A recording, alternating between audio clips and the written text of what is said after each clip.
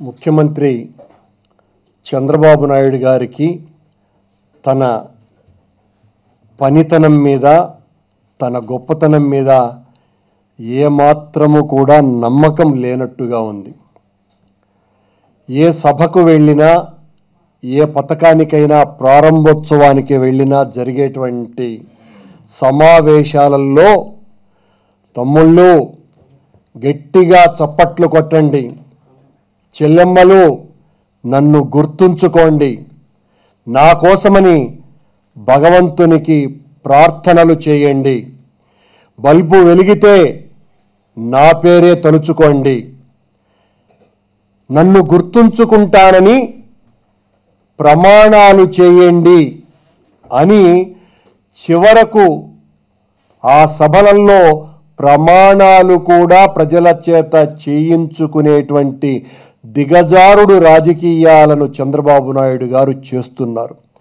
దీనికి కారణం ఒక్క ప్రజాహిత కార్యక్రమాన్ని కూడా చేయకపోవటం మూలంగా ఈయన గారు చెప్తున్నటువంటి మాటల మీద చేస్తున్నటువంటి చేష్టల మీద ప్రజలలో ఏ ఒక్కరికి కూడా విశ్వాసము, నమ్మకము, అభిమానము, ప్రేమ, గౌరవము అన్నటువంటివి ఏమాత్రము కలగలేకపోవటం కారణంగా కేవలం తన వ్యక్తిగత ప్రతిష్ట కోసమనే తప్ప ఎవరో చేసినటువంటి పనుల్ని పూర్తి చేసి ఆ గప్పాలు కొట్టుకోవటానికే చంద్రబాబు నాయుడు గారు ఇలాంటి సభలు సమావేశాలు జరుపుతున్నాడు అన్నటువంటి నమ్మకం వాళ్లకు ఉండటం కారణంగానే చంద్రబాబు నాయుడు గారు ఈ రకంగా దేబురించేటువంటి కార్యక్రమం, ప్రజలను పొగడ్తల భిక్ష అడుక్కునేటువంటి బిచ్చగాడుగా తయారయ్యాడు. నిజంగా ఈయన చేసినటువంటి పనులు, చేస్తున్నటువంటి చేష్టలు ప్రజలకు చేరువయ్యేటివే అయ్యి ఉంటే, ప్రజా హితాన్నే కోరి ఉండేటువంటి పనులే చేసి ఉంటే చంద్రబాబు నాయుడు గారు ఈ రకంగా అడుక్కు తినాల్సినటువంటి అవసరమే లేదు. ఏమి ఆశించి మహానేత రాజశేఖర్ రెడ్డి గారు ఊరూరా తన విగ్రహాలు పెట్టాలని ఆయన కోరుకున్నాడా, అడిగాడా, నా పేరును మీరు తలుచుకోండి అని చెప్పాడా? ఆయన చేసినటువంటి అనేక రకాలైనటువంటి ప్రజా ప్రయోగ కార్యక్రమాలను చూసి అనుభవించి తరించి పలవరించినటువంటి ప్రజలంతా 5 సంవత్సరాల 3 నెలల కాలంలో ఇది ఒక సువర్ణ యుగం అని ప్రజలందరూ కూడా ఆ తన్మయత్వంలో మునిగి తేలారు. కనుకనే ఈ రాష్ట్రంలో ఉన్నటువంటి ఉమ్మడి రాష్ట్రంలో ఉన్నటువంటి ప్రతి తెలుగువాడు, ఇతర మతస్థులు ప్రతి ఒక్కరూ కూడా ఆంధ్రప్రదేశ్ రాష్ట్రంలో ఉన్నటువంటి ప్రతి కుటుంబము రాజశేఖర్ రెడ్డి గారి పాలన యొక్క అమృతాన్ని తాగిన వాళ్ళు కనుకనే ఆ మహానేత హెలికాప్టర్ మాయమైతే ఊరు వాడ అని లేకుండా, ప్రాంతము మతము అన్నది తెలియకుండా ప్రపంచవ్యాప్తంగా ఉన్నటువంటి 15 కోట్ల మంది తెలుగు వాళ్ళంతా తమ కన్నీటి చెరువులతో గోదావరినే పొంగించినారు, ప్రార్థనలు చేసినారు. మసీదులలో, చర్చిలలో, గుళ్ళల్లో ఆయా మతస్థులంతా కూడా ఆ దేవదేవులకు, ఈ మహానాయకుడికి ఏమీ జరగకూడదు, ఏ ప్రమాదము రాకూడదు అని వాళ్ళ కన్నీళ్లే గోదావరిగా మార్చినారంటే అది ప్రజాహితమైనటువంటి కార్యక్రమం అంటే చంద్రబాబు నాయుడు గారు, రాజశేఖర్ రెడ్డి గారు కోరుకోరా ఇవన్నీ. ఏ సభలోనూ నాకు తప్పట్లు కొట్టండి, నా పేరు గుర్తుంచుకోండి, నేను మీ చప్పట్ల కోసమని, మీ గొప్పల కోసమని నేను పనులు చేస్తున్నానని ఒక్క రోజు కూడా ఆయన మాట్లాడాల. కానీ మీరు నర్తనశాల సినిమాలో, మహాభారతంలో, విరాట పర్వంలో ఉత్తర కుమారుడు కౌరవుల మీదికి దండెత్తటానికి బృహన్నల రూపంలో ఉన్నటువంటి అర్జునునితో కలిసి యుద్ధానికి బయలుదేరినప్పుడు వాళ్ళ చెల్లి ఉత్తర కుమారుడు నేను కౌరవులందరినీ కూడా ఓడించేస్తానని ప్రగల్భాలు పలుకుతూ ఉంటే, అన్నయ్య మీ పోరాటాలు, మీ పౌరుషము నాకు తెలుసును, ఆ కౌరవుల కుచ్చిళ్ళు చాలా అందంగా ఉంటాయట, ఆ కుచ్చిళ్ళు కత్తిరించి తీసుకురండి అని చెబితే అలాగేనని బయలుదేరినటువంటి ఉత్తర కుమారుడు కౌరవుల్ని చూడంగానే గడగడ వణికి బృహన్నల అర్జునుడిగా మారిన తర్వాత ఆ కౌరవుల కుచ్చిళ్లను తీసుకొని వచ్చినటువంటి చందంగా మన నారా చంద్రబాబు నాయుడు గారు, అంటే ఉత్తర చంద్రబాబు నాయుడు గారు ఎవరో, అంటే రాజశేఖర్ రెడ్డి గారు నిర్మించిన ప్రాజెక్టులను 90% పైగా పూర్తి చేసినటువంటి ప్రాజెక్టులను, పథకాలను ఆ 10% ఈయన పొడిగింపు చేసి ఆ రిబ్బన్లు, ఆ కుచ్చిళ్ళు కత్తిరించినట్టుగానే ప్రతి పథకానికి కుచ్చిళ్ళు కత్తిరిస్తున్నాడండి ఈ ఉత్తరా కుమారుడైనటువంటి ఉత్తరా చంద్రబాబు నాయుడు గారు. అది పులివెందలకు సంబంధించిందైనా, ముచ్చుమర్రి కాలువకు సంబంధించి అయినా, పోలవరం ప్రాజెక్ట్ అయినా, గాలేరు నగిరి అయినా, హంద్రి నీవా అయినా, ఏ నీటి పారుదల ప్రాజెక్టులు ఏవైనా కూడా అవి రాజశేఖర్ రెడ్డి గారి పాలనలో 90% పైగా పూర్తి కాబడ్డటువంటివేనని, మీ 17 సంవత్సరాల తెలుగుదేశం పాలనలో మీరు వాటిల్ని తలుచుకొని ప్రారంభానికి శంకుస్థాపనలకు మాత్రమే నోచుకొని, ఆ తరువాత మీ పాలనలో 9 సంవత్సరాల పాలనలో ఒక్కరోజు కూడా అవి వేగవంతం కావటానికి నిధులు కేటాయించకపోగా మీ పాలనంతా కరువుతో నిండిపోతే, వ్యవసాయం ఎందుకు దండుగానని 1కి 100 సార్లు ప్రకటించినటువంటి మీరు ఈరోజు చెప్పుకోవచ్చు నేను చెప్పలేదని. వ్యవసాయమే దండుగానని, రైతుల యొక్క క్షేమాన్ని పట్టించుకోకుండా రైతాంగానికంతా మా ప్రభుత్వం వస్తే ఉచితంగా విద్యుత్తు ఛార్జీలు ఇస్తాను అని రాజశేఖర్ రెడ్డి గారు ప్రకటిస్తే, ఉచితంగా విద్యుత్తు ఇస్తే ఆ కరెంటు తీగల మీద విద్యుత్తు ప్రవహించదు, గుడ్డలు ఆరేసుకోవటానికి ఆ తీగలని మాట్లాడినటువంటి మీరు ఒక్క ప్రాజెక్టుకు కూడా ఒక్క నయా పైసా కూడా ఖర్చు పెట్టినటువంటి మీరు, ఆ రోజున రాజశేఖర్ రెడ్డి గారు ఈ పథకాలన్నింటినీ కూడా అత్యంత వేగంగా పనులు ప్రారంభించి పూర్తి చేసేటువంటి ప్రయత్నాలు చేస్తుంటే, ఇది జలయజ్ఞం కాదు ధనయజ్ఞమని నిరంతరం మాట్లాడినటువంటి మీరు, రాజశేఖర్ రెడ్డి గారు అర్థాంతరంగా ప్రజల నుంచి దూరమైపోయిన కారణంగా మిగిలిపోయినటువంటి కేవలం 10% పూర్తి కాకుండా మిగిలినటువంటి ప్రాజెక్టులను పూర్తి చేసి వాటికి ప్రారంభోత్సవాలు చేస్తూ ఈ గొప్పలన్నీ నావే, వీటిలకు నన్ను ఆదరించండి, ఈ రాష్ట్రాన్నంతా సస్యశ్యామలం చేస్తున్నానని మీ కాళ్లకు మీరు మొక్కుకొని ఆశీర్వదించుకునే కార్యక్రమాలు చేస్తారా చంద్రబాబు నాయుడు గారు? ఆ రోజున రాజశేఖర్ రెడ్డి గారు కడపకు సంబంధించిన అభివృద్ధి పనులు చేస్తే కడపలో పండితే మీ కడుపు నిండుతోంది. మొత్తం పథకాలన్నీ కడపకేనా, పులివెందలకేనా?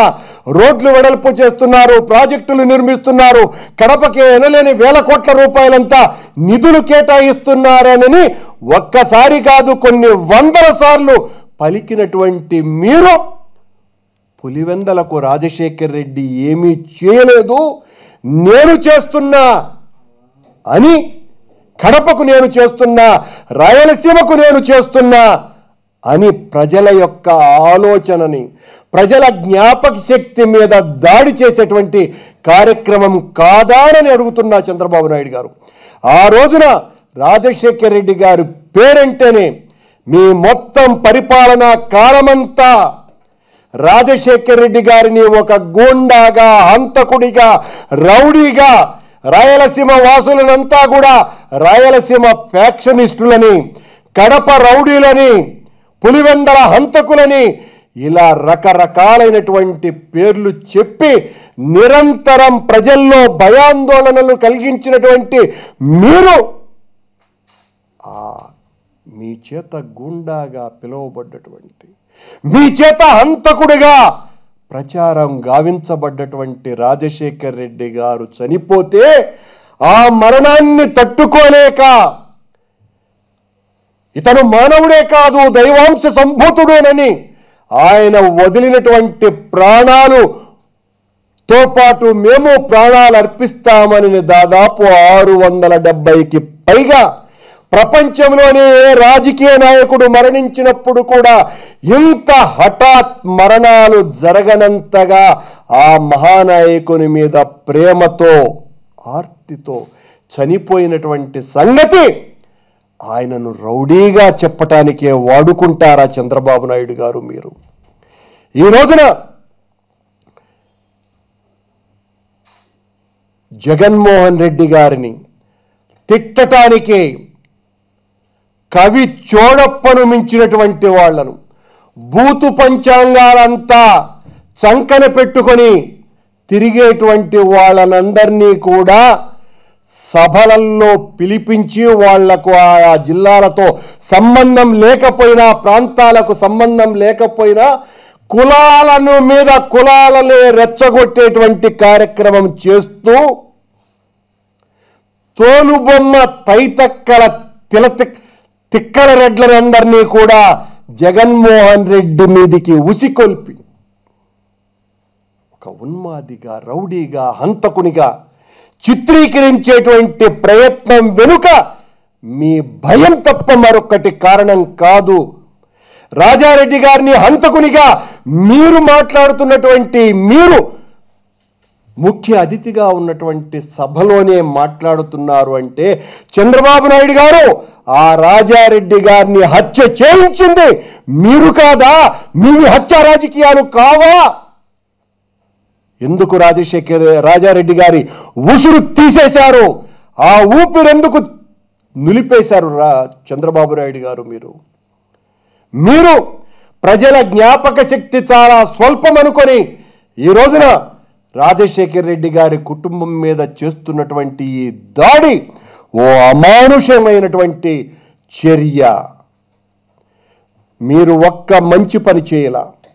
ఈ రోజున రాజశేఖర్ రెడ్డి గారు ఆనాటి పరిపాలనా కాలంలో ప్రజల మీద ఒక్క నయా పైసా కూడా పన్ను వేయకుండా, ఆర్టీసీ ఛార్జీలు ఒక్క పావలా కూడా పెంచకుండా, విద్యుత్తు ఛార్జీలను గృహాలకు కూడా పెంచకుండా, చివరకు కేంద్ర ప్రభుత్వం పెంచినటువంటి సబ్సిడీని కూడా రాష్ట్ర ప్రభుత్వమే 50 రూపాయలు భరిస్తుంది అని చెప్పి 104, 108 ఆరోగ్యశ్రీ ఎవరికి ఏ రకమైనటువంటి సహాయం కావాలన్నా అది రైతాంగానికైనా, కార్మికులకైనా, ఎవరికైనా నేను మీ పెద్దన్నగా ఉంటాను అని వాళ్లకు ధైర్యాన్ని కల్పించి వాళ్లలో ఆశలను చిగురింపజేసి వాళ్ళ జీవితాలకు వెలుగులు నింపినాడు. కనుకనే ఈ రోజున రాజశేఖర్ రెడ్డి గారిని తలుచుకుంటూ ఊరు, వాడ, పల్లె, పట్టణమని తెలియకుండా ఎక్కడ పడితే అక్కడ రాజశేఖర్ రెడ్డి గారి విగ్రహాలను ఏర్పాటు చేశారు అంటే ఈ హత్యా రాజకీయాలకు ప్రతీకగా చేశారని ఈ మొత్తం ప్రజానీకానికంతా కూడా బిరుదులు ఇవ్వదలుచుకున్నారా చంద్రబాబు నాయుడు గారు మీరు? ఆ రోజునేమో రాజశేఖర్ రెడ్డి అలాంటి వ్యక్తి, ఇలాంటి వ్యక్తి, హంతకుడు, గూండా, రౌడీ అని ఏ పద ప్రయోగాలైతే రాజశేఖర్ రెడ్డి గారిని 2.5 దశాబ్దాల పాటు మీరు చేశారో అదే రీతిలో ఈ రోజున జగన్మోహన్ రెడ్డి గారి మీద కూడా ఒక్కరోజు కూడా హింసాయుత రాజకీయాలకు సంబంధించినటువంటి కనీసమైన మాట కూడా మాట్లాడినటువంటి జగన్మోహన్ రెడ్డి గారి మీద ఇంత దారుణమైనటువంటి ఆరోపణలు, కుల రాజకీయాలను పెంచి పోషించి ఆ విత్తులో మహావృక్షమైనటువంటి చంద్రబాబు నాయుడు గారు ఈరోజు ఏ కులం వాళ్ళ మీదికి ఆ కులాన్ని ఉసిగొల్పుతూ రాష్ట్రాన్ని రావణ కాష్టం చేయాలనుకున్నటువంటి చేయబోతున్నటువంటి దారుణమైనటువంటి రాజకీయ నాయకులు ఎవరైనా ఉన్నారు ఈ రాష్ట్రంలో అంటే ఒక్క చంద్రబాబు నాయుడు గారు తప్ప మరింకొకటి కాదు. మీరు చేసేటువంటివి నిజంగా మంచి పనులే అయితే ప్రజలు మిమ్మల్ని ఆదరిస్తారు. 600కు పైగా అబద్ధపు ప్రమాణాలు చేసి అధికారంలోకి వచ్చి అడ్డదారులు తొక్కి అక్రమ సంబంధపు రాజకీయ కూటములు ఏర్పాటు చేసి అధికారంలోకి వచ్చినటువంటి మీరు ఒక్క ఎన్నికల ప్రమాణాన్ని కూడా తీర్చకుండా రాజశేఖర్ రెడ్డి గారు చేసినటువంటి పథకాలను ప్రారంభోత్సవాలు చేస్తున్నటువంటి ఓ ఉత్తర కుమార చంద్రబాబు గారు ప్రజల జ్ఞాపక శక్తిని తక్కువ అంచనా వేయకండి. కులాలను రెచ్చగొట్టకండి. కులాలను మేము రెచ్చగొడుతున్నామని మా మీద ఆరోపణలు వేస్తున్నాడు. ఎక్కడైనా కూడా చంద్రబాబు నాయుడు గారు తాను చేస్తున్నటువంటి తన స్వభావానికి అనుకూలంగా ఉన్నటువంటివే తన ప్రత్యర్థుల మీద వదిలి ఆ లక్షణాలన్నీ వాళ్లకు ఆపాదించి రాజకీయ లబ్ధి పొందటానికి మీ తాబేదారులను, మీ వందిగామతుల వీళ్లను ఉపయోగించి మా మీద ప్రయోగించి మమ్మల్ని సంఘ విద్రోహకులుగా చిత్రీకరించేటువంటి ప్రయత్నం చేస్తే జనం నమ్మేటువంటి పరిస్థితులలో లేరని, మీరు చేస్తున్నటువంటి ఈ అరాచకపు రాజకీయాల మీద జగన్మోహన్ రెడ్డి గారి నేతృత్వంలో నిరంతరం పోరాటాలు చేస్తూనే ఉంటాము తప్ప భయపడి వెనక్కి తగ్గేటువంటి ప్రసక్తి లేనే లేదు. మీరు మీ సన్నిహితులతో జగన్మోహన్ రెడ్డిని మళ్ళీ జైలుకు పంపుతా అని చెప్తున్నటువంటి మాటలు కూడా మాకు తెలియక కాదు. ఎప్పుడప్పుడు జగన్ను జైలుకు పంపుదామా అని మీరు చేస్తున్నటువంటి వ్యూహ రచనలు, కుట్రలు, కుతంత్రాలు ఎవరెవరితో లాలుచి ప్రయత్నాలు చేస్తున్నారో మాకు తెలుస్తున్నాయి. అసలు అవసరమైతే భౌతికంగానైనా నిర్మూలించటానికి కావలసినటువంటి సాధన సంపత్తి చేసేటువంటి కుట్ర రాజకీయ చరిత్ర ఈ ముఖ్యమంత్రి నారా చంద్రబాబు నాయుడు గారిదేనన్నటువంటి విషయం ప్రజలందరూ తెలుసుకోవాల్సినటువంటి అవసరం ఉన్నదనని తెలియచేస్తూ, మీరు ఎన్ని రకాలుగా మా నాయకుడిని, మా పార్టీని దాడి చేసి, విష ప్రయోగం చేసి, బజారు కీడ్చి మమ్మల్ని అందరినీ కూడా ద్రోహులుగా, నీచులుగా, రౌడీలుగా, హంతకులుగా, ముఠా రాజకీయ నాయకులుగా చిత్రీకరించిన చివరకు న్యాయ నిర్ణేతలు ప్రజలే.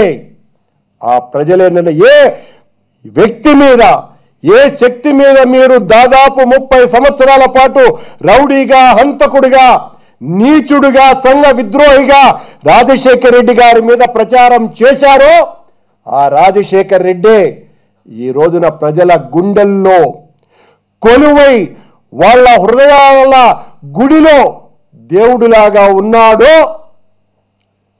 మీరు మీ తాబేదారులు తిడుతున్నటువంటి నీచమైనటువంటి ఆరోపణలు చేస్తున్నటువంటి జగన్మోహన్ రెడ్డి స్థానం కూడా భవిష్యత్తులో అదే అన్నటువంటి విషయాన్ని గుర్తు చేస్తున్నా. రాయలసీమలో జలజాతర మొదలైంది. ఆ జాతరలో వైఎస్ఆర్సీపీ కొట్టుకుపోతుందని చెప్పేసి ఇంకోటి వైసీపీని ఓఎల్ఎక్స్ లో పెట్టే సమయం కూడా. అందుకేనండి, ఇవేమి కొత్త ఆరోపణలు కావు.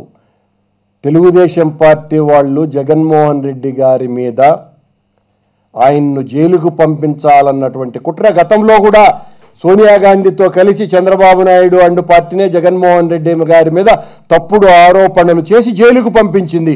ఇప్పుడు మళ్ళీ జగన్మోహన్ రెడ్డి ఇంత ప్రతికూల పరిస్థితుల్లో కూడా ఇంత పెద్ద ఎత్తున ఆదరణ కలిగి పోరాటాలు చేస్తున్నందుకు భయం పుట్టి వణికి తనకు కావలసినటువంటి యంత్రాంగంతో జగన్మోహన్ రెడ్డి గారిని అరెస్టు చేయడానికి కుట్ర చేస్తున్నది.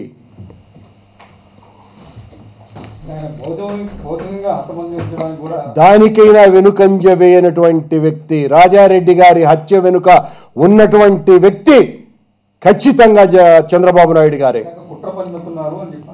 అవునండి.